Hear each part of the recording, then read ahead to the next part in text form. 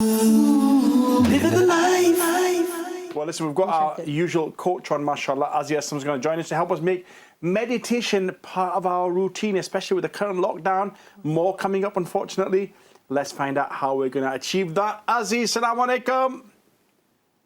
Wa alaikum salam. Welcome to the show. Now, listen, you live around the corner here, so what's happened? Why are you not in the studio? It's been a very busy day. I had talks this morning. I had a couple of coaching sessions, and I just got later and later. And I thought, with the pandemic as well, with the lockdown, I wasn't sure what to do, what not to do. So I thought safer just to do a Skype call. So, look, moving on to where we are now. Where are we now? Because there's all these little circuit breakers, I don't even right? know what they call them. Yeah.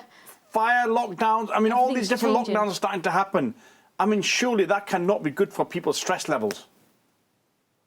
It isn't good for people's stress levels. I think the uncertainty of it's always the uncertainty if you have a sort of a general, everybody's doing this, then everybody knows. But because you got a little bit here, a little bit there, I went into a coffee shop the other day and I wasn't sure whether, they were serving or not serving. And they said, go to the hatch. I went to the hatch. Said, no, if you want that food, you have to come inside. And you know what? It's all confusing. And it just gets frustrating. And it actually just adds to people's stress and their angst and their worry about what's going to happen. So none of us know what's going to happen, but, it just adds to our stress, unfortunately. Well, that's why you're here tonight. I was just about to say, meditating. Exactly, you're going to help us to get past this period. Now, I was just sitting there meditating. I think, from what I know, is it not just sitting there like, quite like this? Is that what meditation? What is meditation? Let's get to that point first, I think. Hold on. Okay. What's meditation? I mean, meditation is, from an Islamic perspective, it's been in our history for many, many years as well, thousands of years. And even our Prophet, peace be upon him, used to meditate before Islam came to him. He would go up to the mountains, into the cave, and he would meditate. So what is meditation? I mean, you've just asked the question, and I was talking earlier on. A lot of people think it's about sitting quietly and having an empty mind. We empty our mind of all thoughts. Well, that's not true. Because firstly, from a scientific perspective and a brain perspective, you will always have thoughts in your head. We have around about 70,000 thoughts a day. And that's been calculated by all sorts of studies.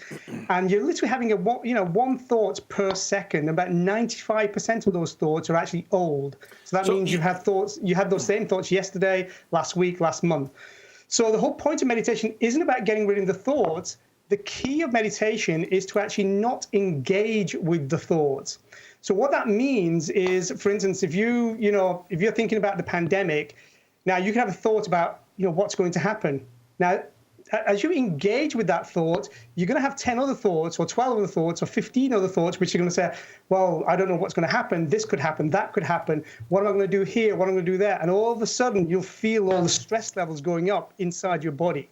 Now, look, tell us about this meditation stuff. You're talking about that people, that you need to get rid of all these thoughts. There's breathing techniques. So let's go through it. Let's see if we can try and get ourselves de-stressed before we leave the studio tonight. Sounds like a plan. Okay, well, let me quickly finish off with the meditation. Yep. It's not about clearing your head of thoughts. It's having the ability to bring your focus back onto something else. And this is where the breathing comes in. We can use breathing, we can use sound, you can use an image, but breathing is really important. So when you have thoughts in your head, let them come, but imagine they're like a balloon full of helium and they disappear, but you don't engage with them. But at the same time, we then do the breathing. Do you have to close your eyes? And to learn how to breathe properly, Do you have to close your eyes? One hand on your chest, just at the top here, and then one hand just above the belly button, okay? Oh. The other hand just above the belly button. And then when you breathe, you have to breathe through the stomach by expanding the stomach and not the chest. So the hand on the chest shouldn't go up, but only the stomach should go out, because I want it to go in. To get a lot more air in. Azzy, I want the stomach to go in, not out. But not when you're breathing. Right, listen. Do I have to close my eyes? Do you have to close my eyes as well? No, you don't have to close your eyes. You can actually do this. This is a very good anxiety calming breathing. What you do is you breathe in for 4 seconds. So you count 1, 2, 3, 4, but you expand your stomach. Hold the breath for 4 seconds. Do you know what? To be fair, you do look like you're praying right now. Would So you then say? and then when you've held it for 4 seconds, you breathe out for 5 or 6 seconds very slowly, and then pause for a second, and then do the same thing. So it's 4 seconds in, hold for 4 seconds, 5, 6 seconds out, pause for a second, and then start again. A lot of the special forces, people in the Marines, have you use this kind of technique in very stressful situations. It's it's they breathe in deeply through their stomach. It's something so hold simple, for isn't 4 it? seconds, Everybody and breathes. then push out. We all breathe, right? It's such a simple thing. You can tell I was in the Marines. But what you're saying is a very specific way of breathing that will help you kind of bring down your stress levels almost immediately, right? So if named by... Yeah, it mean, works very I quickly, have to admit, within a couple of minutes. I have seen this before. I can't remember the name of the app. And basically, they were talking about in America over the last few years how there have been many instances where the police have been attending a scenario, then they rush off to another one, and in the second one they end up behaving very erratically and killing somebody, etc. And the issue was that whole breathing technique, bringing down the stress levels before they actually move on to something else. And to be honest, I mean, it's quite similar to prayer because it's attaining a status of khushu. Would that be right? It is, and I think the problem is we don't really understand how to get that status. The breathing is like a prerequisite. It just calms you down, brings your heart rate down, and it allows you then to focus. When we try to focus in an excited state, so you're breathing heavily, you're worrying about lots of things, you can't. It just doesn't happen. So what this allows you to do is it just allows your body to calm down, get the heart rate down, just calm down, and then you should actually go and do your prayer because you're in a much calmer state. Exactly. I mean, that's where we could say that prayer is part of that whole process because you are meant to be in a state of calmness, in a state of stillness, in a state of reflection, when you're praying as well. So those 5 periods in the day, without a doubt, would help us. And I think you're right 100%. I don't know how often you've been in a very stressful situation, but you just need to sit down and grab a cup of tea, literally. And slow yourself down, isn't it? Yeah, I mean, grabbing a cup of tea, sitting down is great, but the breathing, there is so much science now around breathing, and there's a whole sort of genre around it about breath work. There's different versions of it. So there's like the 4 seconds in, hold for 4 seconds. Actually, the meditation breathing is 4 seconds in, hold for 1 second, breathe out for 4 seconds, and just repeat. So it's a gentle breathing in and out.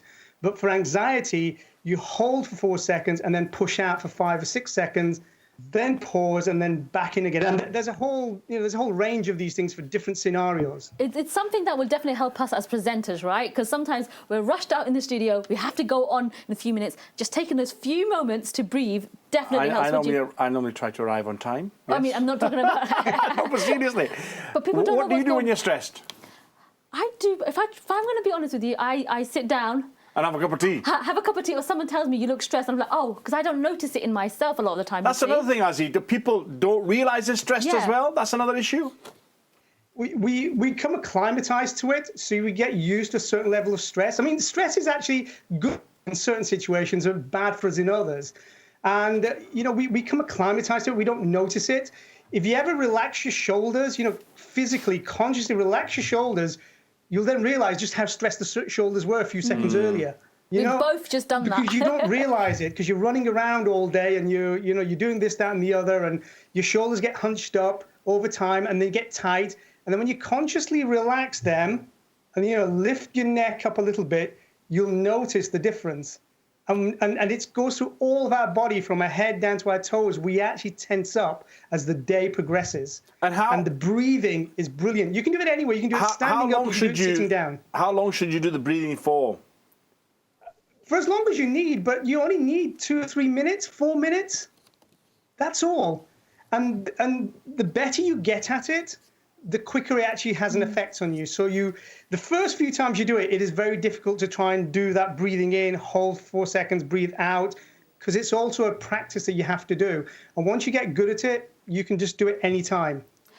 People might argue that a bar of chocolate will equally do the same thing. It might do, right? I had a question, right, about this in the sense that how often should we be doing it? If, like, for example, myself, I don't know when I'm getting really stressed, and it's only when somebody tells me you look quite stressed that I give myself a moment. So is there something that you would say, actually, we should be practicing just breathing or taking ourselves away from everyday life? Or should we be doing it, noticing when we get stressed? Yeah. Okay, quick answer. How many times are we supposed to pray in a day? 5 times a day, minimum. There you go. So we should... Do it 5 times a day, and any time you feel or you notice you're actually stressed. If we practice that at the time of prayer, that will give us the... Because we're meant to have that calmness, that kind of, you know... Do you know what the other thing I was thinking? Stillness, the khushu. Yeah, in terms of when we are praying in itself, right? We try and have khushu, and we always tell ourselves, don't think about anything else. But actually what Azzy said is, those thoughts will come, let it go, and go back into your prayer. So focus, refocus, right? Yeah. I mean, with khushu, the thing with it is the thoughts will come, but because we don't understand the Arabic, or many of us don't, I don't understand the Arabic fully, so it becomes just a mechanism. We just say the words, and we can't focus in on it. But if you start to understand some of the words that you're saying in Arabic, let the thoughts drift away from your mind and focus on what you're actually saying. And it's very similar to this, you know, to the breathing exercise. That also means you need to understand Arabic. Inshallah, we'll all learn. Yeah. But you know what? It's easy. Even if we don't understand, right? We're focusing on the Lord, on our Creator. Exactly. Just even, you know, just bringing it back to that. If people want to get in touch with you once again, they want some tips on stress and, you know, management, development, performance. Absolutely. I mean, the best way to get it, I've got a podcast, funny enough, actually just done a podcast this week called Changing Habits, Changing Lives. That's a podcast show, and it's actually on meditation. Brilliant. So there's one, and I'm going to do another one about breathing later on this week. People can connect through there. I'm on Instagram, LinkedIn, Facebook. Fantastic. Well, thank you very much. You can ask questions, and I'll actually answer them, called Coffee and a Coach. Super. Coffee and a coach. Love it. Coffee and a coach and chocolate. Azzy, see you soon, inshallah. Jazakallah khair for being with us. Brilliant. Thank you very much. Look forward to next time, inshallah. Inshallah. Right. Practicing already. I'd like to say thank you to all our guests this evening, and we'd like to see you same time. Inshallah tomorrow. Same place. Same place. We'll tomorrow be here. Evening.